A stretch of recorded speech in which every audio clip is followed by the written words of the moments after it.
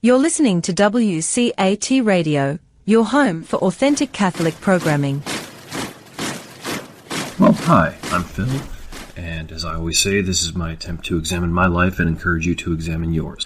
This week, I'm going to be continuing on with the series I'm doing on philosophy of story, and I'm going to be talking about archetypes, both in how they work in stories, and also in how some people take that theory and say we can actually apply that to the real world and learn some things about it, and how that may or may not work.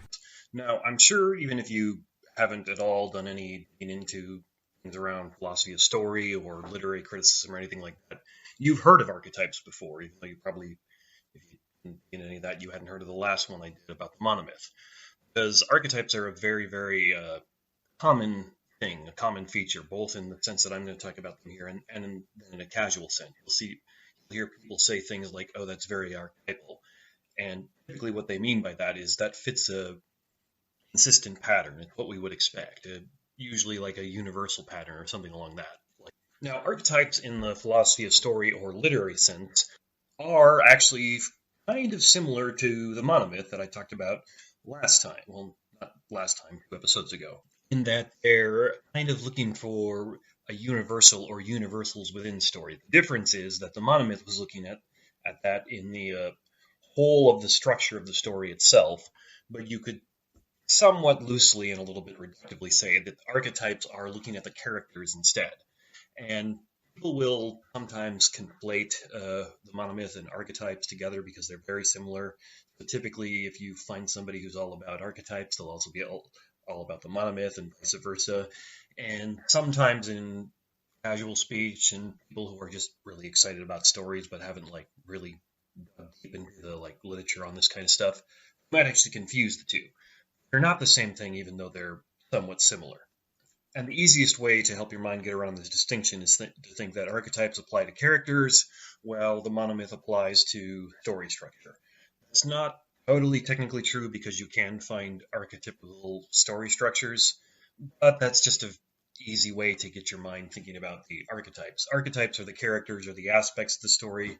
The monomyth is the story structure. So basically, archetypes are the idea that within stories, there's a certain limited number of types of characters you can have, and essentially every character in a story is one of those types of characters. And you can sometimes have them mixed together, and sometimes they'll be strictly one archetype. Like you could have a tyrannical father who also is a bit of a Christ figure. Obviously, the most basic ones are like hero, heroine, villain. You could even mix those together and have a heroine who's a little bit of a villain. And if you think about them loosely like this, then I think it becomes very obvious that these archetypes are all over within every story.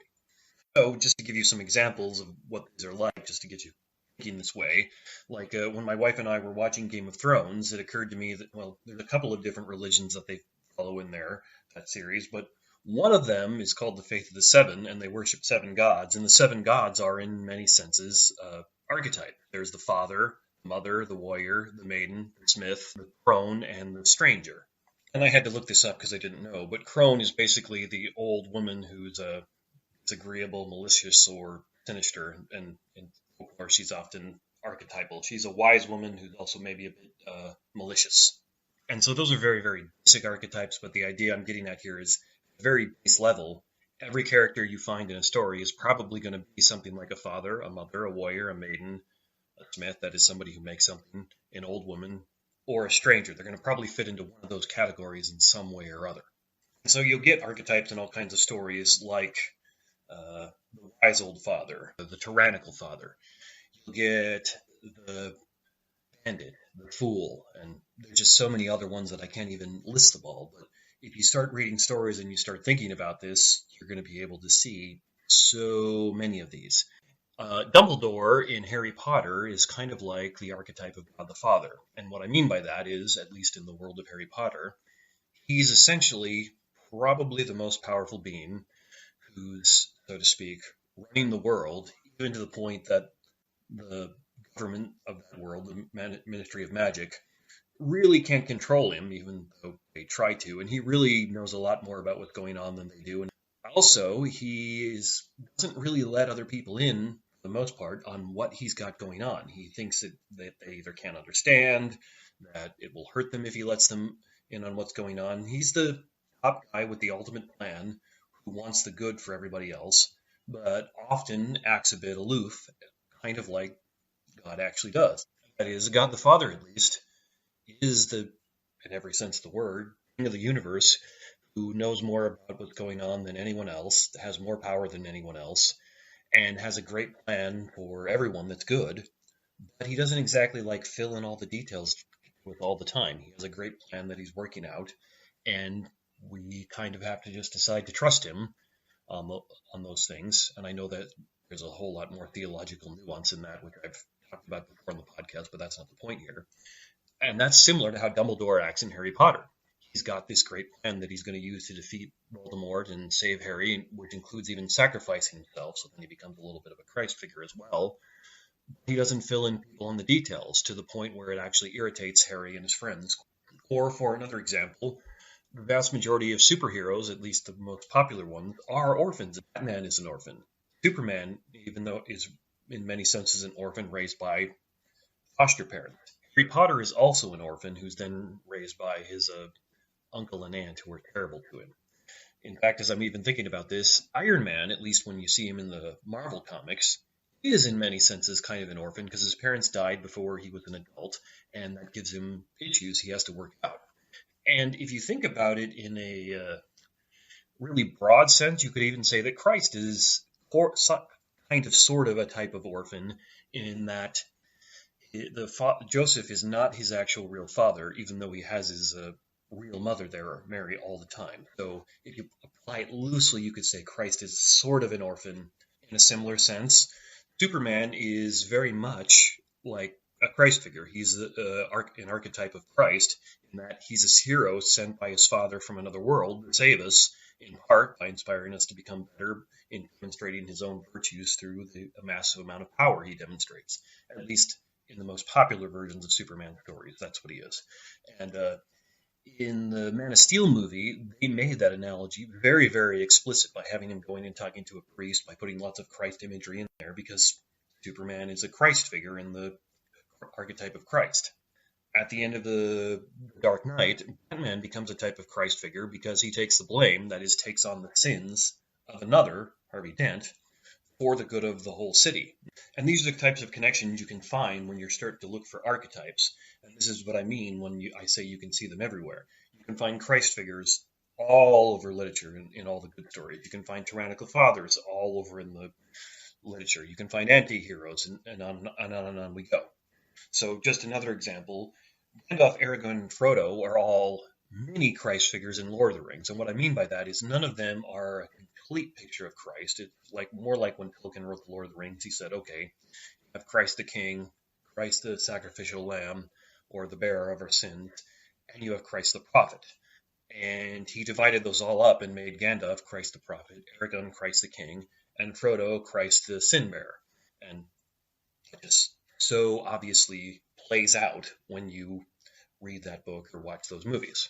Another archetype that pops up in literature and myths and films and stuff, at least as far back as I'm aware of, is there's the idea of an archetypical supernatural monster. That is something that cannot be stopped or cannot be beat by any normal human being, no matter what. One of the things that made the first Terminator movie so successful, and I think made it actually really, really good, is that the Terminator actually is an archetypal supernatural monster. I think there's a line in that movie where Kyle Reese is saying something like, it can't be bought, it can't be reasoned with, it won't be stopped, it doesn't feel pain, it doesn't feel hunger, and it will not ever stop hunting you until its mission is complete. I'm sure I butchered that line a little bit.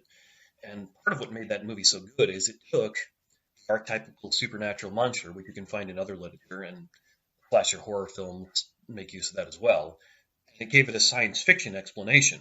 And so it filled you with this sense of almost like supernatural or existential dread, but then gave it a science fiction explanation, so that made it much more interesting. And that's one of the things that made that movie, and at least the first two movies in that franchise, so good.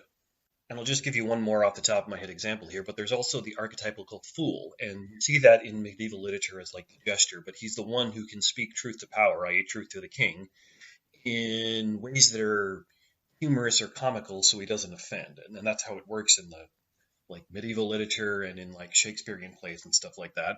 Well, I think a contemporary example of that is actually Deadpool from the two Deadpool movies, where he's not an idiot, and typically the archetypical fool is actually not an idiot, but actually extremely intelligent. Deadpool is essentially speaking truth to power by humor. He does that all the time in those movies where he's like breaking the fourth wall, where, as I recall, in the first movie, their budget actually got cut. And so he makes jokes like when he shows up at the mansion where the X-Men are, and it's only Colossus and the other teenage one, what's her name? Nagasaki Warhead or something like that. Anyhow, he makes jokes. Why is it only you two were ever here? It's almost like the studio didn't want to cough up the funds for another X-Men or two or something like that. And what he's essentially doing there is playing the archetypical fool and speaking truth. That is, hey, the studio didn't want to give us a bigger budget to use the powers that make movies happen. And he's doing it in a funny way that's ironic and makes you laugh. And so you could say that Deadpool represents the archetype of a fool. So one of the main points of this theory of archetypes, and that I'm trying to drive home here, is that many, if not all, of these archetypes seem to be universal in that they seem to be found in all the stories, that is, at least all the good stories, in all the human cultures that we're aware of. Just at a base level, the hero of the story in all stories from all cultures is going to be, and granting that there's a couple of exceptions, a person of some competence and some virtue. And there's also universal tendencies if, say, the hero is female versus if the hero is male, with some more recent exceptions in the movies and films that were getting put out here in America today. But if you don't look at, say, the last 15 or so years of movies and film and TV shows from America and just then consider stories from human cultures, you can actually find universal tendencies that apply, as well as the universal fact that a hero has to at least be somewhat competent at a few things and has to at least have a few virtues. Okay, so to help move this along a bit and to transition to the next thing I'm going to talk about with archetypes here, I'm going to play you a relatively short, about 4 or 5 minute clip of Jordan Peterson talking about the archetypes in Harry Potter. And one of the reasons I'm doing this is he's actually going to try and tie some of those archetypes to the real world and not just within stories as well, which is, I'll give it away. The next section I'm going to talk about here is, do these archetypes actually apply to the real world? And if so, how much? So here's that clip from Peterson. It's like the story in the second part of Harry Potter, right? Do you remember that? So you have Moaning Myrtle. She inhabits the bathroom. She's always diving into toilets. And don't they find the understructure of Hogwarts by going through that bathroom into the subterranean elements? Yeah. So that's a good, that realm of symbolism is something like, underneath, this is exactly what the case is with the second Harry Potter story, is that underneath the edifice of culture, and that would be Hogwarts in that particular story, there's a subterranean realm. And in that subterranean realm lurk things that can paralyze you if you look at them. That's the basilisk. Now what do you think happens if a rabbit sees a fox? What does it do? It freezes. Why? Absolutely, right. The rabbit assumes that it's camouflaged. In the Harry Potter story, the second story, is almost a precise duplicate of the story of St. George. And if you look up St. George on the net, if you Google St. George, you'll see that St. George is usually on a horse, and what he's doing is slaying a dragon, usually. It's not a very big dragon, usually, but it's bigger than his horse. But it's particularly nasty looking. And it comes out of a cave, and he frees a virgin from its grasp. That's exactly what happens in Harry Potter, right? Because it's Ginny that's down there. And you remember, Harry gets bitten by the basilisk, right? And it's kind of poisoned, right? And so he's going to die. And then what happens? Yeah, the phoenix comes in order to redeem something from that encounter, because you often learn things when you do something that you're afraid of. In fact, almost all learning occurs in spite of fear, right? Because to learn something, you have to explore something new, and that's usually something that's frightening. And so what that means is that if you're willing to face something that's frightening, you can garner something of value.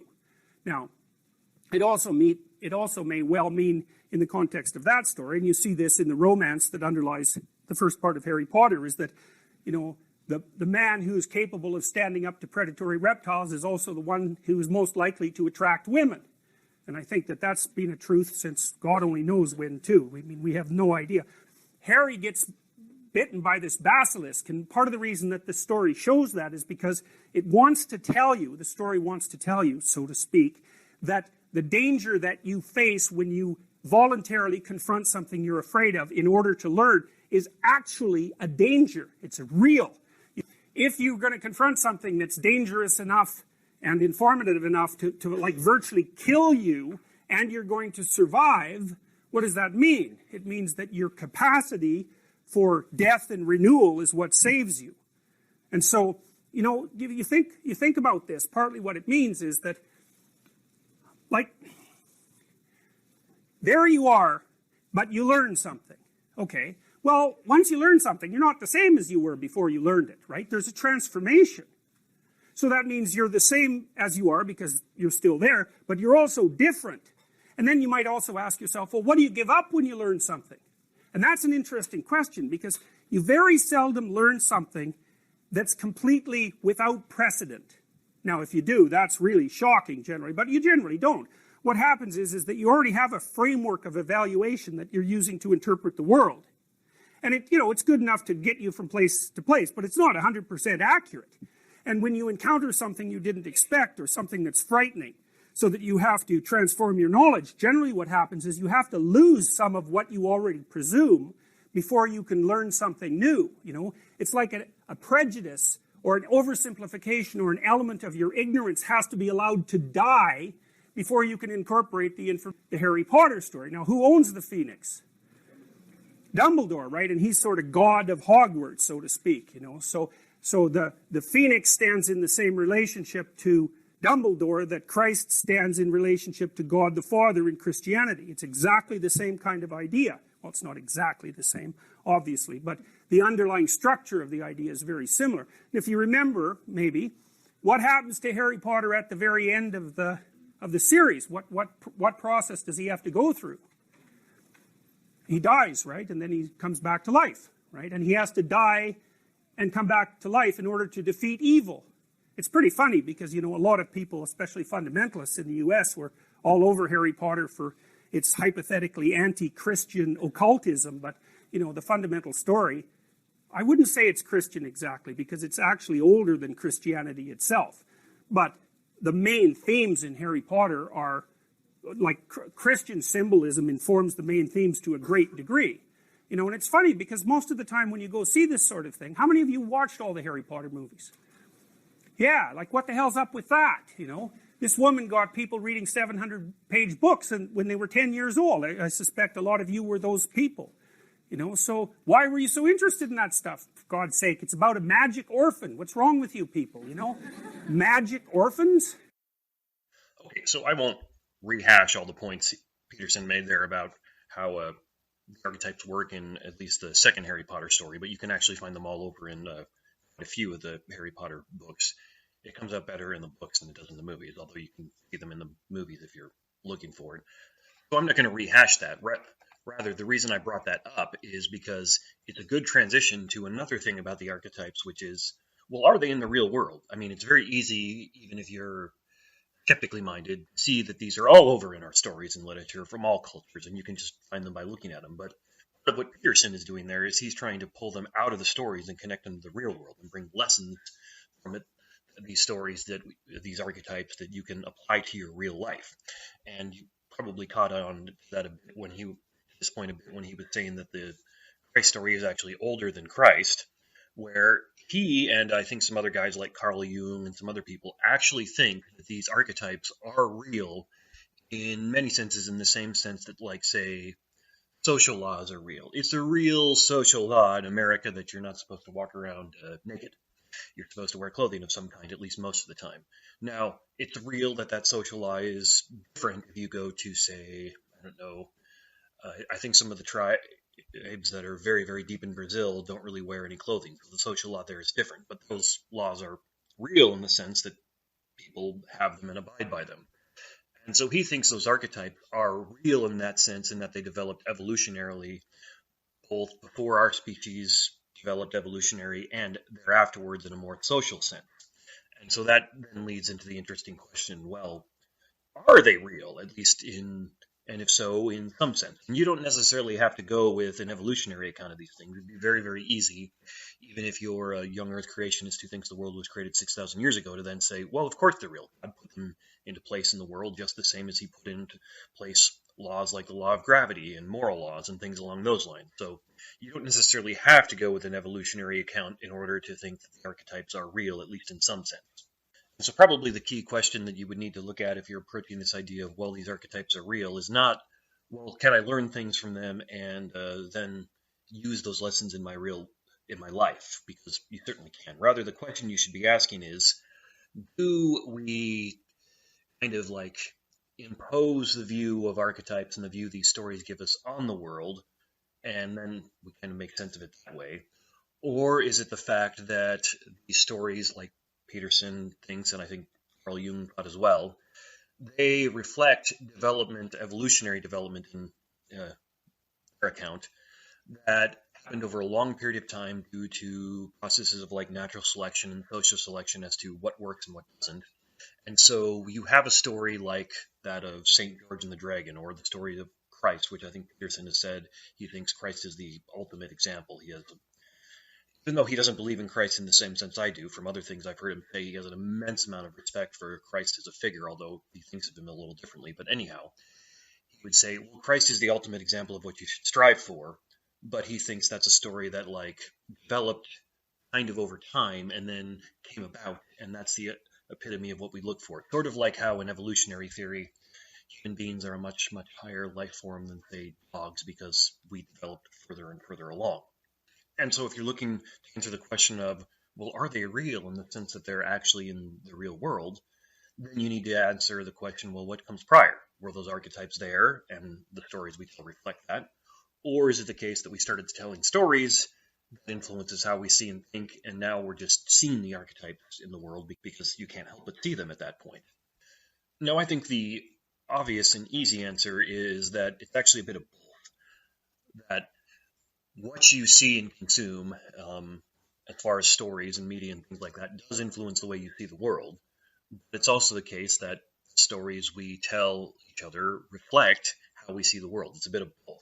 I've talked on this podcast many times before about the massive amount of evidence that the way and type of media that we consume shapes us as a culture and a society. So clearly, the stories we tell do influence us. But at the same time, you can find a lot of examples where it seems like the archetypes really fit and in certain sense come from not like natural laws in the sense of scientific laws like the laws of gravity, but just kind of like, well, the way things are, the way we see them in the world. Pearson has a quote that I'm going to mess up. I don't remember it exactly, where he said, in archetypal literature and literary analysis, women are usually associated with nature and chaos. Gaia is the representation of the world. Well, that's always feminine. The nature is always considered feminine. And what he says is something along the lines of how women, like nature, are selective. And what he means by that is, at least in human societies, women select which men get to pass their genes on to the next generation, at least most of the time. And likewise, you go out into nature, nature's a selective force. It's going to decide whether or not you are worthy of dying or surviving, in part due to how many virtues and skills you have, or your lack of virtues and skills. And so he says, well, hey, there's an archetypal connection there. Women are very, very much like nature because they're the ones who are picking and choosing which men are worthy and which ones are not. And another example is from probably my favorite game of the last 10 years, which is the more recent God of War game, where Kratos is an older man who's trying to raise his son, and that's contrasted with the goddess Freya and her son Balder, where Kratos is in many senses the tyrannical father figure, where he wants to teach his son, but he's way too stern, way too overbearing. He doesn't have patience for his son acting out and basically being a child. And that's contrasted with Freya, who shows her son so much love and care and attention that she's overbearing to the point where she protects him to the point that it drives Balder to absolutely hate her because she's protecting him from himself, essentially. And that there's other details in the story, but the point is, Freya is the overbearing mother, and Kratos is the tyrannical father. And if you look at the tendencies fathers have and the tendencies mothers have, for the most part, if the father is a bad father, he's probably going to be too tyrannical. He's probably going to try and bring order and be stern and have his kids not act like kids because he doesn't have patience for their nonsense, and he knows what needs to be done, and they just need to do it. They need to basically shut up and obey, as I've complained about my kids from time to time. Conversely, when a mother errs, she's probably going to go the other way, where she's so consumed with love and care for her children that she protects them from themselves in ways that are not healthy. That's the like helicopter parent scenario, or protecting kids to the point where you like don't even let them go play outside or with their friends because who knows what might happen. And so you can see in that story, which game does present a very, very good story where it's contrasting Kratos as the tyrannical father and Freya as the overbearing mother, at least in part. There's other things going on there. And pairing what becomes of their two children. Now, I'll give away a little bit of the story where Kratos kind of learns over the course of the game. His son inspires him to grow out of being the tyrannical father to being a good father, a flawed father, but a good father nonetheless, who is willing to sacrifice and put aside his own ego for his son, which is what every father should do.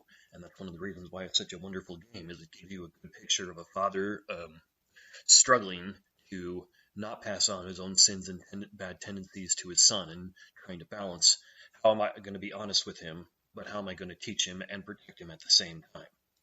So point being, it's very, very easy to find connections between the archetypes we see in stories and examples we see in the real world. Another example of this is part of the idea in Jungian, is Carl Jung, not David Hume, the different people, is the idea in his psychology or philosophy is that there's a light and a dark within you, and you need to, in a certain sense, embrace the shadow within you in order to actually be someone of worth. The idea is prevalent in the symbolism in the play The Phantom of the Opera, where at the start of it, the young girl is always in white, and at the end of it, she's not so innocent anymore. There's a Star Trek episode where Kirk's two personalities are split into his dark side and his light side. And his dark side is vicious and like trying to take over the ship and causing all kinds of problems. And his light side, on the other hand, that wants to do good, is just completely incapable of accomplishing anything. And the part of the point of the episode is that in order for him to be in command, he needs to have his dark side that's properly disciplined and controlled, but he needs to have his dark side there. It's a great song from the band Disturbed called The Light, where they literally sing about how you need to embrace the shadow within you because sometimes darkness is needed to show you the light. And so you can find good, useful advice about the real world from a lot of these archetypes. Continuing on with this theme, an essay I gave down at the 2021 meeting of SPS just a couple of weeks ago, and that I gave as a podcast last year, is that a good, unsafe man, if you're a man, is actually what you want to be. And you do this in large part by recognizing your own capacity to be the villain or monster of the story. You need to be good, but you need to be unsafe. Then take steps to minimize the chances that your shadow is going to come out and hurt other people. But at the same time, you need to recognize that there's going to be times in your life where you're probably going to need to tap into your shadow, into your aggressive, dominant nature, in order to fight for what's good and right and to combat evil and oppression and things like that. There's a reason that in Batman stories, he's called the Dark Knight and wears black. That's because he's living out that archetype. He's manifesting his shadow. He's using that shadow to fight for good and justice instead of for evil. So which is it? Are archetypes real, or are they things we impose? I'm inclined to come down much more on the side that they're real.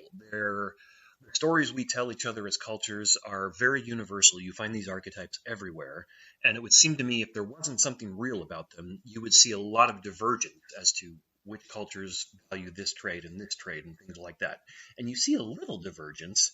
But for the most part, the hero of every mythic story tends to have more or less the same virtues and tends to be overcoming similar obstacles and things along those lines. And these archetypes seem to be universal, which points me to the direction that, yeah, these things are real. They're things that are real in the world, and our stories reflect them. So I hope by all that you can see that there's really a great deal of truth and value in looking at stories in an archetypal sense and looking for the archetypes and pulling them out and making all kinds of connections. And a lot of really, really good authors and artists, be they writing a book, making a movie, or whatever, are going to make use of those kind of things to point you in the direction they want to go. So now, what kind of criticisms might you or other people make of this theory? Well, one of them is that, and I think this is important, is that sometimes archetypal interpretation can actually ignore authorial intention. That is, you can find archetypes in the stories that the author did not intend, whether that's because the author was trying to do something else, the author wasn't skilled enough to recognize they were making use of the archetypes, or something along those lines. So it can't ignore that. And as I've argued many, many times, especially when I was talking about inerrancy, I tend to think authorial intention is probably if not the key, like one of the biggest keys, or the biggest factor you should consider whenever you're interpreting anything. You should be looking at, well, what was the author trying to do? And archetypal interpretation can at times lead you away from that, although it doesn't necessarily have to be that way, but it can do that. An example of that is Jordan Peterson loves talking about archetypes in all kinds of different stories. If you want to hear more about that, he's got great lectures on like archetypes in Pinocchio, Lion King, and many, many other stories, both ancient and more recent, up on his YouTube page, and you can find them all over on YouTube. Other channels have them now, I think. Anyhow, well, I looked at an essay one time that was criticizing his use of archetypes within the Babylonian myths, the ancient Babylonian myths. And one of the criticisms was the person was saying, hey, you're pulling these archetypes out. We know from other sources in history that the way you're interpreting it is almost certainly not what the authors of these Babylonian myths intended. So you're drawing you are drawing spurious conclusions based on your archetypal interpretation of this, because this isn't the way the Babylonians actually would have looked at their own myths. And I think that's a fair criticism of at least his use of those stories, and you can probably apply that to some other cases where people interpret things with archetypes as well. Another criticism you could make, and this is similar to all totalizing theories, as I've said before, is that a very, very good rule of thumb is if your theory is so big that you can't find a way to disprove it, then there's probably something wrong with that. And although I really like the theory of archetypes, and I'm very much inclined toward it, I've got to admit it does kind of fall into that category, which is, well, suppose that this theory of archetypes is wrong. How would you go about disproving it? Now, in theory, all you need to do is find like a good story that doesn't fit those archetypes. But that's not really a good way of going about disproving things, because like disprove the idea, the Copernican principle that the same natural laws apply not only here on Earth but in all of the parts of the universe. You just have to find one part of the universe where, say, law of gravity didn't exist. But at the same time, come on, how would you go about actually doing that? How would you go about finding it? So that even though I can think of ways where in theory you could disprove the theory of archetypes, practically speaking, it's probably, if not impossible, pretty close to impossible for you or anyone else to actually disprove the theory.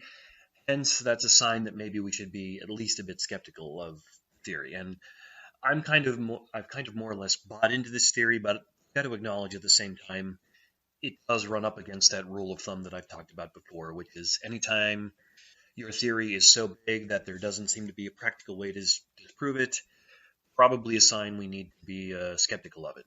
Now, another reason to maybe be a little bit cautious, but not like skeptical or critical of it, is when you're looking at applying archetypes to the real world, well, you can do that. You can find the tyrannical father. You can find the overbearing mother. But real people are often much more complicated than just these archetypes we see them as, which is where you get essentially the idea of stereotyping. You can easily fall into stereotyping if you're too eager to apply archetypes to the real world.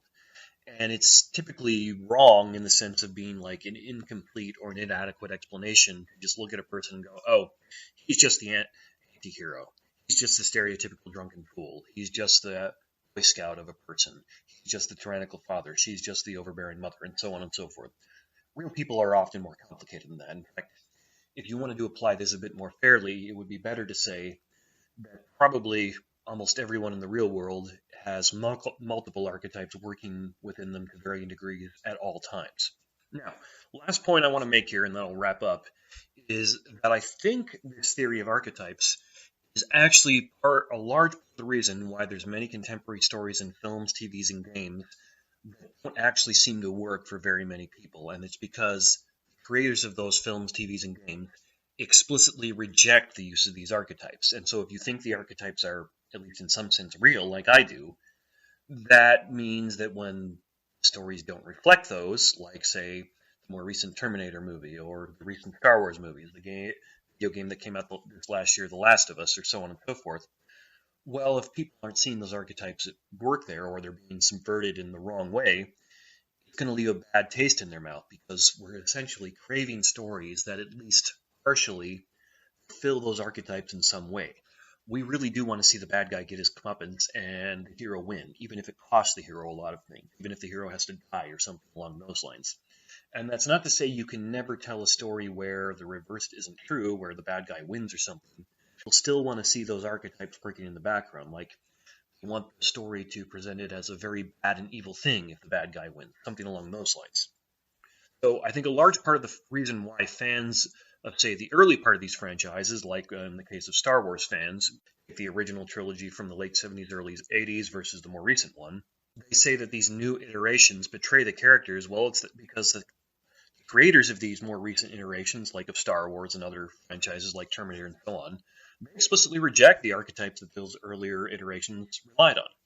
George Lucas was very explicit that he relied on things like the monomyth and archetypes in his first couple of Star Wars movies, and the director of the one that was so divisive, The Last Jedi, Rian Johnson, deliberately went out of his way to try and reject and subvert all those very things, so that he's explicitly rejecting the exact things that the creators of the early iterations of the franchise relied on.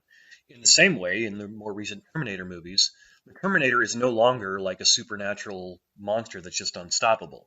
Luke's no longer the hero, and so on and so forth. We can go with a lot of these new franchise iterations. So I think what this explains and tells us is, in part at least, why some people actually like and enjoy these new iterations in these franchises, and why these things actually end up being divided on politically political, that is, politically left, politically right lines. There are philosophies and ideologies that actually reject the notions of archetypes in the world and view them as oppressive, morally wrong, and even evil, and so on and so forth. These typically come from things like postmodernism, constructionism, maybe second and third wave feminism, depending on which of those feminists you're listening to, and other things along those lines. And these philosophies and ideologies have actually been very, very prevalent in the industries that create media, and so that's going to filter down to the new iterations of franchises that were originally started 20, 30, 40, or even years ago, or even longer, when that wasn't as prevalent. And at the same time, there are also people outside of the entertainment industry who do subscribe to these philosophies and ideologies and really, really like it, and hence they actually like it when they see these ideologies portrayed in films and television, if the media isn't very objectively good. Because when you see the ideology, the philosophy, or the religion you really like portrayed in a film, you're going to tend to look at it more sympathetically, even if it's not a very good film. This is akin to how most of the Christians I know will actually praise the quote-unquote Christian films, even though those films usually aren't very good filmed in the sense of what makes a movie a good movie. They actually tend to be usually tend to be pretty bad movies, but Christians still go to see them and say it's great because it's promoting the religion, the ideology that we as Christians subscribe to. So they're saying you need to see it and promote it. It's a great thing because it's getting the message out there. It's the same thing when it comes to, say, the subversion of patriarchy or whatever else you want to call it in The Last Jedi that Rian Johnson promoted. People who like that ideology gravitate toward that movie because they've seen their ideology played out in a story, and it really isn't as important to them whether the movie was objectively. Essentially, this is people enjoying and praising the ideology behind the art, not the art itself. And as a further explanation of this, the ideologies and philosophies that tend to praise, like, and promote archetypes tend to be a bit more traditional, and hence they tend to seem to end up on the political right, while those that view archetypes and things like that as oppressive and evil tend to find themselves situated on the political left. And this probably has something to do with the political right needing to look towards tradition as, the democracy of the dead, the wisdom of the past, while the political left tends to look toward change, which is, hey, maybe our fathers were tyrannical and we need to change things. Now, it's very, very hard to think of anything that's more traditional than archetypes, which probably predate recorded history as best as we can tell. And it's very, very hard to think of a greater change that could be accomplished than undermining things that probably predate recorded history. Now, it gets back to a very, very key philosophical question, which is prior, essence or existence? And I'll just touch on this briefly here. Part of what's going on here is that those philosophies and ideologies that tend to reject things like archetypes think that existence is prior to essence. Well, the reverse is true in those that seem to accept archetypes and think that there's something real about them. So, if essence, that is, if there's a essence, if there's a core, if there's something about, say, you that makes you you, well, that's going to be true even, say, before you existed, before you were born. And that's also going to be true in some sense after you're dead. There's something about you that makes you you, even if you don't actually exist. And I'm not getting into discussions about the afterlife here. I'm just trying to use that as an example. And you could apply that same thing to fictional characters like Aragorn from The Lord of the Rings, or Batman, or Superman, or Harry Potter, or Luke from Star Wars, and so on and so forth. And so part of what I think is going on with all this is now a lot of the people who are in Hollywood creating our films and stories and TV shows, they tend to succumb from the philosophies and ideologies that more think that no, existence is prior to essence. If something doesn't exist, it does not have an essence. Whereas when you look back in time, philosophy wasn't as prominent. That only came to prominence probably within the last 20 to 50, maybe 60 years or so, although you can find traces of it everywhere. But it wasn't as prominent. And so what's happened is that they're now looking at characters like, say, Luke Skywalker and saying, well, he doesn't exist. He doesn't have an essence. We can do whatever we want with him. Whereas people who are a bit more on the traditional side will look at that and go, no, there's certain things about Luke Skywalker that make Luke Skywalker, even though he doesn't really exist. So you can do some things with the character, but you can't do other things with the character. And it's the same thing with other characters like, say, Batman and Superman, who, even though they don't exist, there's certain key things about them that seem to make them who they are. That's why, like, when the first Man of Steel movie came out and Superman has to kill Zod at the end, some comic book fans who really love Superman were saying, no, Superman doesn't kill, because it's not totally true. There have been some comics where he's killed, but it's very, very rare that he does that. So part of the essence of Superman's character, they were arguing, is he's the eternal Boy Scout. He always finds another way. He's not going to kill people because he's that good. And they thought and felt that that movie violated that. Now, I'm not trying to adjudicate on whether or not that is the case. I'm just giving you an example there. I think a large part of what's going on here is that a lot of the media that's coming out now has, as its philosophical prior, existence precedes essence. So if it's something that doesn't exist, there's no essence. Whereas I would say, no, it's the other way around. Essence precedes existence. That's how things like archetypes are real. That's why we can say this is what a good, virtuous, heroic man is, even though we're not pointing to any one particular good, virtuous man in particular, because there's an essence that precedes the existence of that man. So I've gone on probably a little too long, so let me know what you think about archetypes. Write in. You can always reach me for any kind of comment at theexaminedlifewithphil@gmail.com, and I always appreciate every email I get. Or reach out to me over the Facebook page, The Examined Life with Phil, and I will be back again, and next time I'm going to talk about various aspects of what's called higher criticism and sometimes critical theory, and how you can evaluate stories through that lens. Thank you so much. Hello, God's beloved. I'm Annabelle Mosley, author, professor of theology, and host of Then Sings My Soul and Destination Sainthood on WCAT Radio. I invite you to listen in and find inspiration along this sacred journey we're traveling together to make our lives a masterpiece and, with God's grace, become saints. Join me, Annabelle Mosley, for Then Sings My Soul and Destination Sainthood on WCAT Radio. God bless you. Remember, you're never alone. God is always with you.